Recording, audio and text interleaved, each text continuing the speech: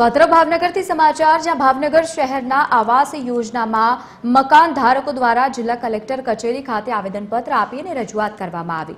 શહેરના સુભાષનગર વિસ્તારમાં પ્રધાનમંત્રી આવાસ યોજનાના મકાનો બનાવવામાં આવ્યા છે, જે મકાન ધારકો દ્વારા જણાવ્યા અનુસાર 44 મહિના પહેલા બનાયેલા એ મકાનો જર્જરિત બની ગયા છે। 7 માળના બનેલા બિલ્ડિંગના નીચેના પિલર તૂટવા લાગ્યા છે, જ્યારે ગ્રાઉન્ડ ફ્લોરથી લઈને છેલ્લા માળ સુધીના મકાનોમાં અનેક જગ્યાઓ પર ગાબડા પડ્યા હોવાની પણ ઘટનાઓ બની છે। જો કે આ મકાનો મહાનગરપાલિકા દ્વારા બનાવવામાં આવ્યા છે, ત્યારે મકાનોની પરિસ્થિતિ અંગે અનેકવાર મનપા કમિશનર અને સાથે જે તે વિભાગના અધિકારીઓને તેમજ રાજકીય આગેવાનો સમક્ષ પણ રજૂઆત કરી હોવા છતાં પણ કાર્યવાહીનો અભાવ છે।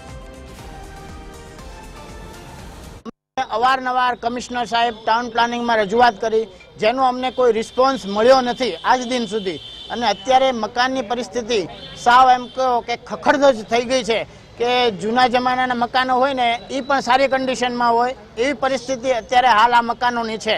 તો અમારી સરકારને એવી નિવેદન છે કે અમારે બીજી કોઈ માંગણી નથી, અમને અમારા નવા મકાન આપો, અમારે આ મકાન ન જોઈએ।